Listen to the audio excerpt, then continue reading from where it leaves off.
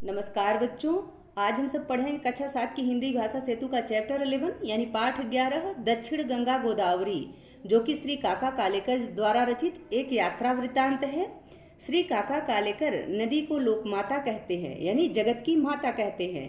कहना न होगा कि नदी किस प्रकार हमारे भरण पोषण में सहायता करती है, इसलिए उसका यह नाम सचमुच चरितार्थ है। यानी नदी किस प्रकार से हमारा भरण पोषण करती है, इसलिए उसका यह नाम सार्थक है। उन्होंने भारत की ऐसी अनेक लोकमाताओं यानी नदियों के दर्शन किए और उनके अनूठे चित्र रोचक शैली में अंकित किए हैं। इन्हीं चित्रों में से एक यहाँ पर प्रस्तुत है।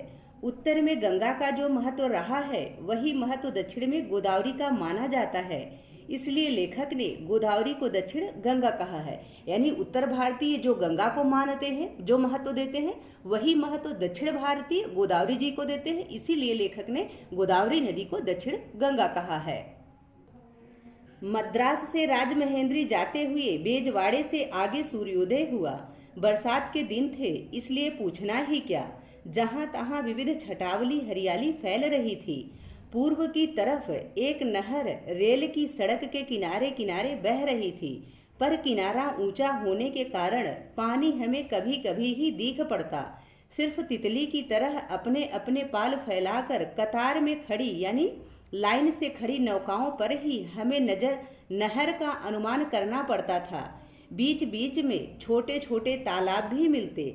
इसमें रंग बिरंगे बादलों वाला आसमान नहाने के लिए उतरता हुआ दिखाई पड़ता और इससे पानी की गहराई और भी अथाह यानी न नापने योग्य हो जाती। कहीं कहीं चंचल कमलों के बीच खामोश खड़े हुए बगुलों को देखकर सवेरे की ठंडी ठंडी हवा का अभिनंदन करने को मन मचल पड़ता, यानी मन आनंदित हो पड़ता, मन उसके लिए बेचैन हो जाता। इस तरह कविता प्रवाह में बहकर जाते हुए कोवूर स्टेशन आ गया। मन में यह उमंग भरी थी कि अब यहाँ से गोदावरी मैया के भी दर्शन होने लगेंगे। यानी लेखक ने सोचा कि अब यहाँ से मुझे गोदावरी माता के भी दर्शन होने लगेंगे। पुल पर से गुजरते वक्त दाएं देखें या बाएं, हम इसी उधेड़ बुन में थे, यानी हम इसी सोच विचार में थे। पुल आ गया और भगवती गोदावरी का अत्यंत विशाल पाट दिखाई पड़ा।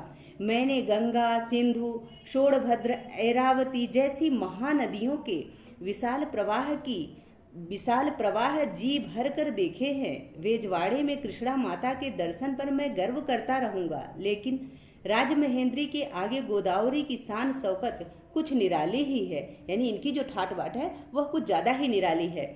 इस जगह पर मैंने जितने भव्य यानी अलौकिक काव्य का या प्रकृति के ठाट बाट का अनुभव किया, उतना शायद ही कहीं दूसरी जगह किया हो।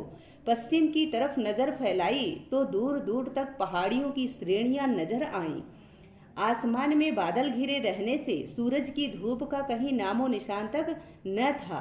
बादलों का रंग सांवला होने के कारण गोदावरी के धूल दूषित मटमैले जल की झाई यानी परछाई आभा और भी गहरी हो रही थी। ऊपर की और नीचे की झाई के कारण इस सारे दृश्य पर वैदिक प्रभात की शीतल और स्निग्ध यानी चमकीली सुंदरता छाई हुई थी और पहाड़ी पर कुछ उतरे हुए धौले धौले यानी सफेद सफेद उज्जवल उज्जवल बादल तो बिल्कुल ऋषि मुनियों जैसे लगते थे। इस सारे दृश्य का वर्णन कैसे किया जा सकता है। यह इतना सारा पानी कहाँ से आता होगा।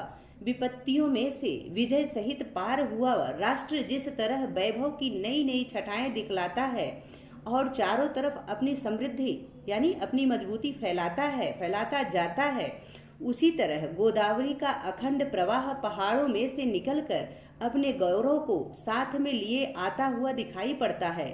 छोटे बड़े जहाज तो नदी के बच्चे हैं, जो माता के स्वभाव से परिचित होने के कारण उसकी गोद में मनमाना नाचें, खेलें, उछलें और कूदें, तो उन्हें इससे रोकने वाला कौन है।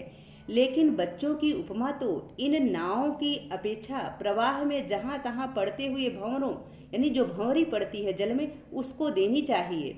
कुछ देर दीख पड़े, थोड़ी ही देर में भयानक तूफान का स्वांग रचा और एक ही पल में खिलखिलाकर हंस पड़े।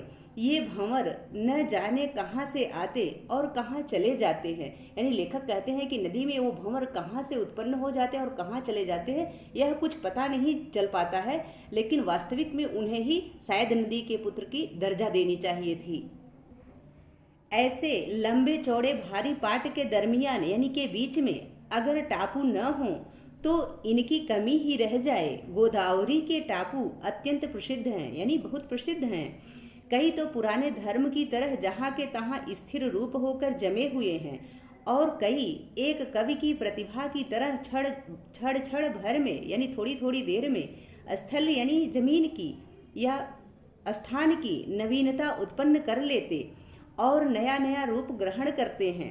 इन टापुओं में अनासक्त बगुलों को छोड़कर, यानी जो उदार बगुले हैं उनको छोड़कर रहने कौन जाए, और जब बगुले चलते हैं तो वे उन पर अपने पैरों के गहरे निशान छोड़े बगैर और जगह कैसे जाएं।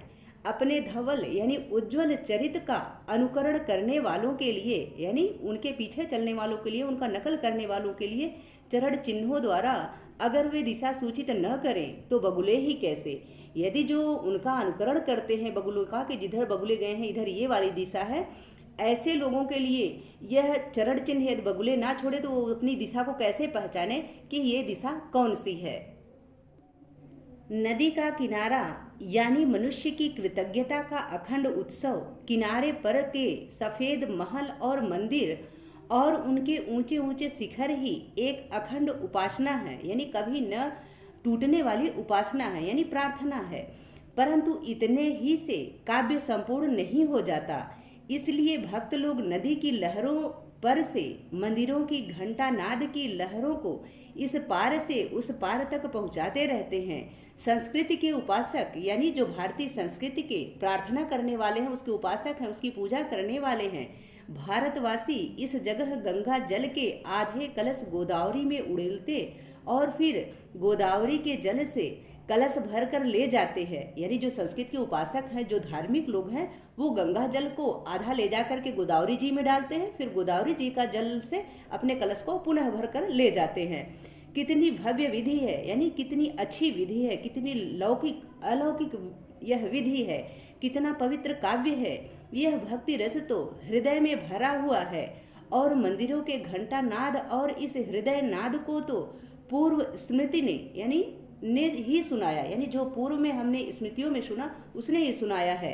कानों को तो सिर्फ इंजन की आवाज सुनाई पड़ रही थी। यानी लेखक कहता है कि इसके बारे में तो हमारी पूर्व स्मृतियों में जो लिखा गया है, जो हमने सुना है, वहां से हमको सुनाई दिया है, यानी हमने जाना है। क्योंकि इस समय जब लेखक वहां यात्रा कर रहे हैं, उस समय उन्हें सिर्फ इंजन की आवाज ही सुनाई पड़ रही है।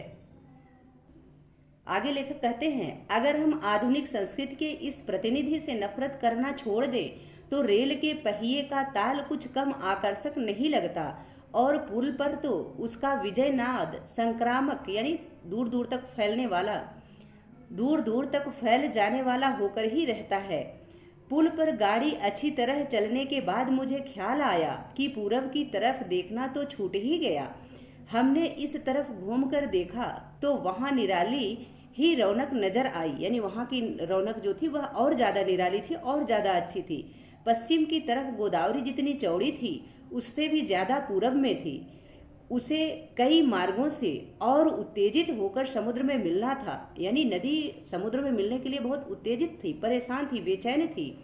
सरितपति से सरिता मिलने जाए, सरितपति यानी समुद्र से, सरिता का पति यानी नदियों का पति, इसीलिए इसको सरितपति कहा जाता है। ठीक है, समुद्र से मिलने सरिता यानी नदी जाए तब उसे संभ्रम, घबराहट और उत्तेजना तो होगी ही। यानी संभ्रम यानी वह परेशान भी होगी, उत्तेजित भी होगी और चंचल भी होगी।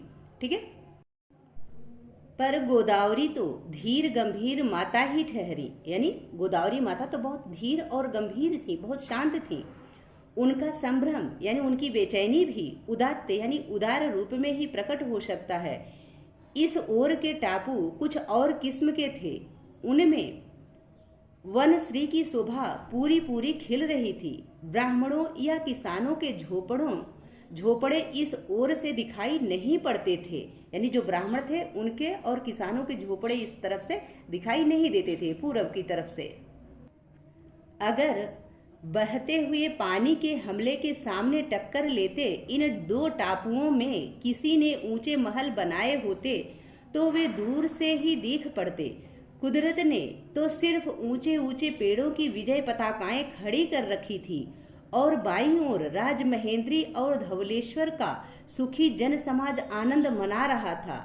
ऐसे दुर्लभ दृश्य के दर्शन से तृप्त यानी संतुष्ट होने से पहले ही दाहिनी ओर नदी के किनारे से सटकर मस्ती और अल्हड़पन यानी बचपन के साथ बहते हुए कांस की सफेद कलगियों का अस्थावर यानी स्थित रूप प्रवाह दूर दूर तक जाता हुआ नजर आ रहा था। नदी के पानी में उन्माद था यानी बेचैनी थी, उसमें लहरें न थीं।